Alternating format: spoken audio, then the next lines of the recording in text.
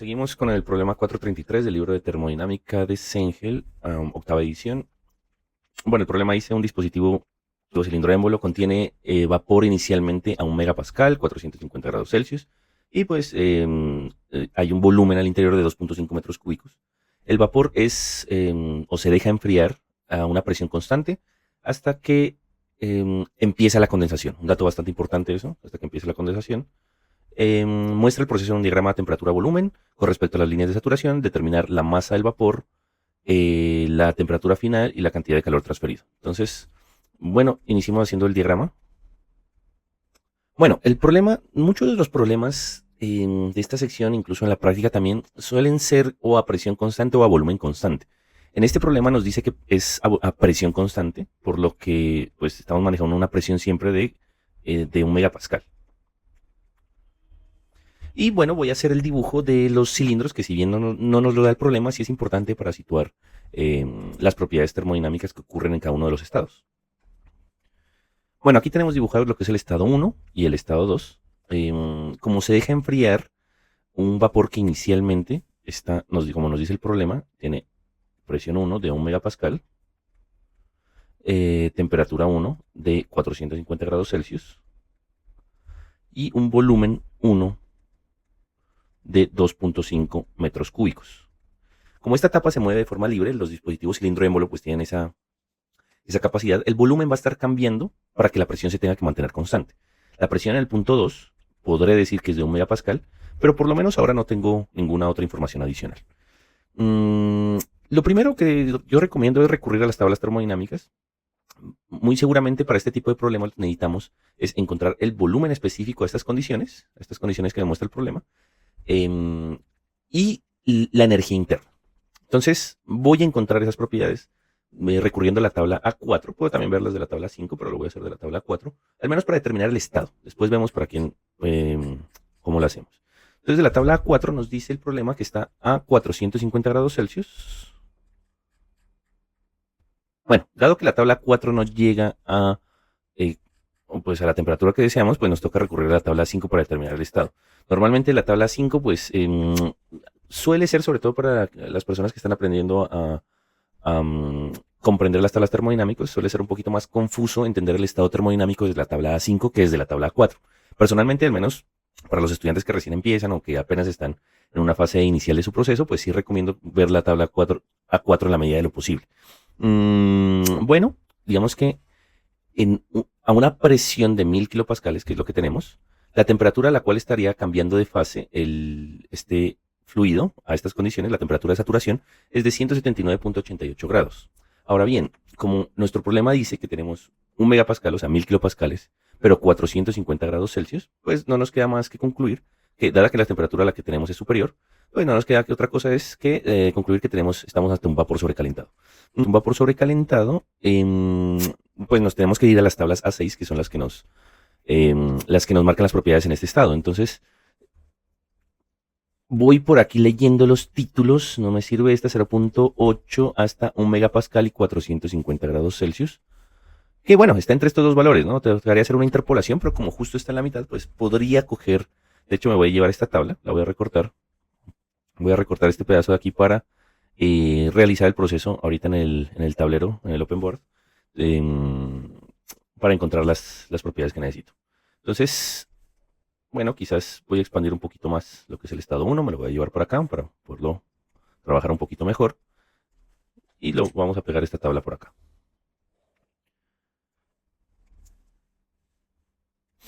Entonces, bueno, como decíamos, pues nos sirven, son estos valores del volumen y de la energía interna. Entonces, como nos necesitamos es a 450 grados, eso es lo que necesitamos las propiedades.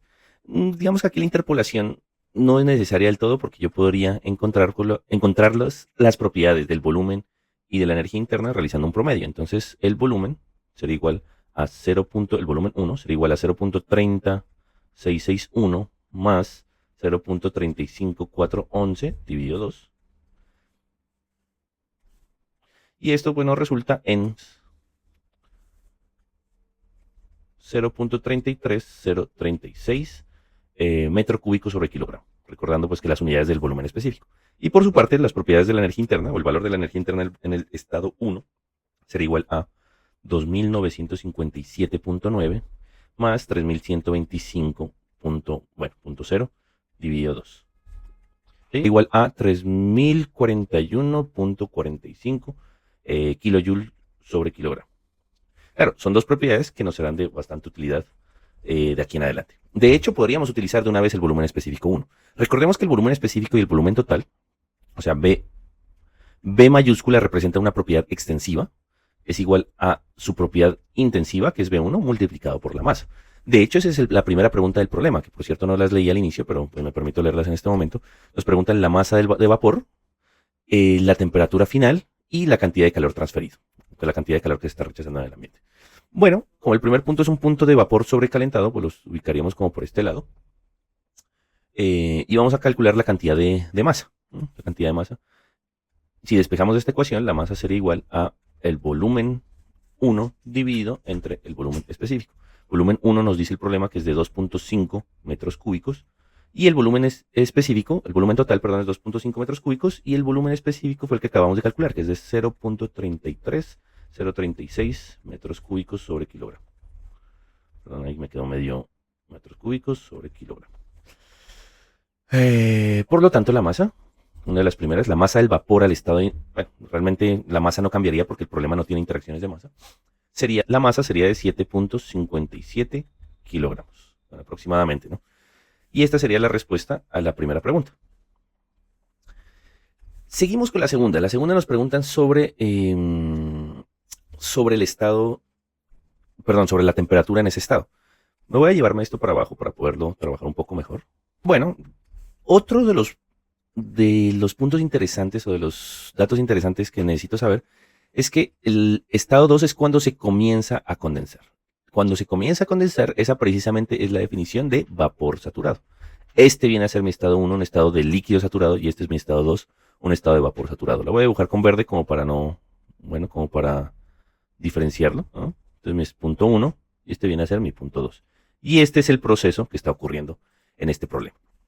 Punto 1, punto 2, vapor saturado. Entonces eso es algo que conozco también de este, ¿sí? Vapor saturado precisamente es la parte cuando cualquier cantidad de calor que se retire se condensaría, y eso es lo que realmente nos está preguntando el problema. Cuando empieza la condensación, entonces conocemos que esto es un vapor saturado, por lo que la pregunta de la temperatura viene de una inspección directa de la tabla A5. ¿Sí? Si vemos la tabla A5 nuevamente,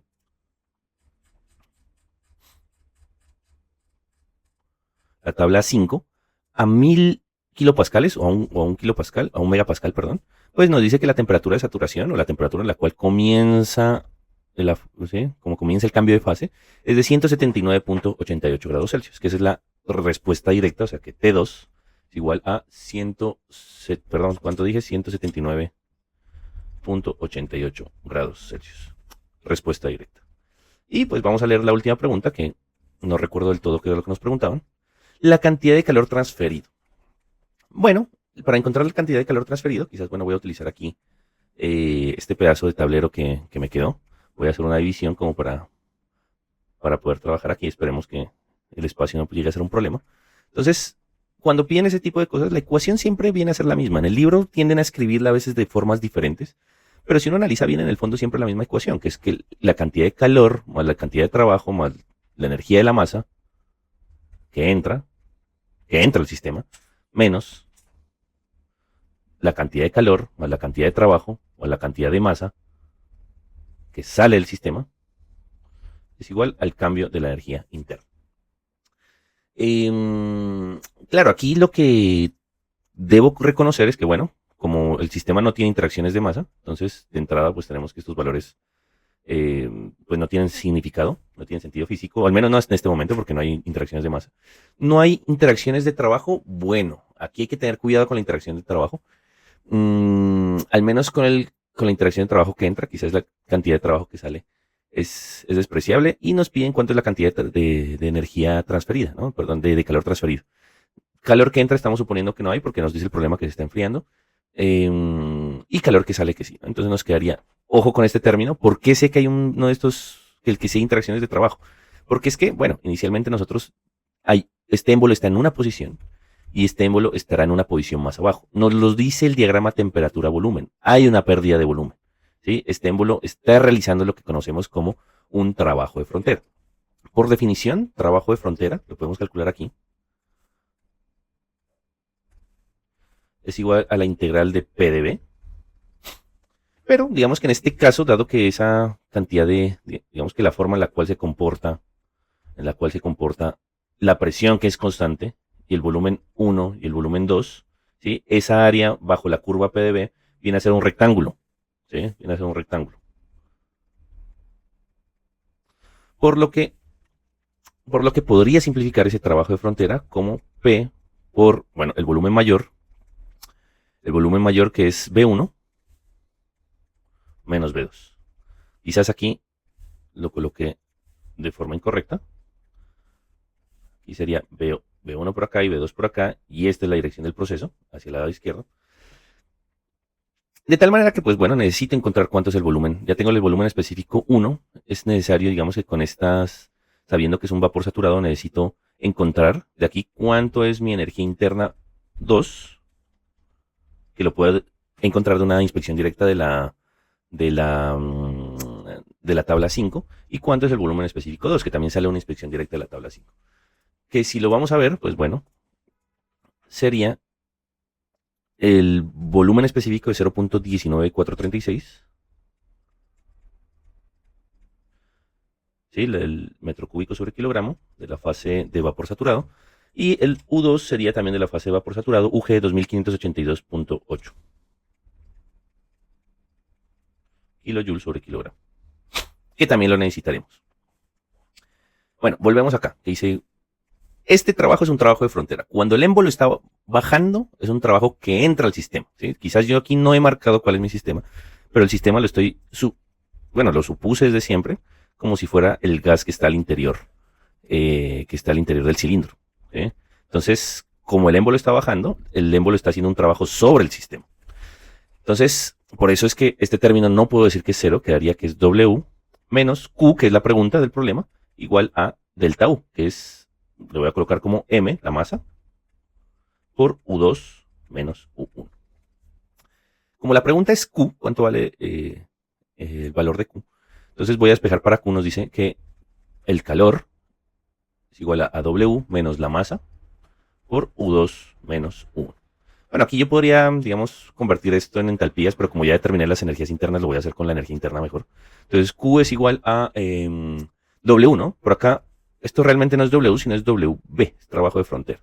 ¿Sí? Trabajo de frontera más acá abajo, yo dije que ese trabajo de frontera es presión por B1 menos B2. Presión por B1 menos B2. Pero tengamos cuidado ahí con las unidades. Para este trabajo, tal y como lo tengo escrito ahí, darían en términos de kilojoule sobre kilogramo. Y aquí este valor que tengo aquí está en términos de kilojoule. ¿Sí? La diferencia es que tengo que multiplicar aquí por la masa para igualar de forma dimensional las ecuaciones. Es decir, menos la masa por U2 menos U1. Y ya tengo todos los valores que, que están dentro de esta ecuación. Entonces Q, voy a factorizar la masa. Masa por la presión por B1 menos B2 menos U2 menos U1. Bueno, quizás aquí haciendo un paréntesis, recordando que la entalpía H es igual a U más P por B, yo podría reacomodar los términos aquí para, en vez de hacer una multiplicación tan larga como la que me va a quedar, hacer simplemente una resta de entalpías. Sin embargo, bueno, ya me fui quizás por el lado más largo, dejémoslo esto para otro problema, quizás otro día hacemos la comprobación, debería dar exactamente igual. Q es igual a la masa que resultó del problema, 7.57 kilogramos, voy a escribirlo sin unidades, 57 kilogramos, por la presión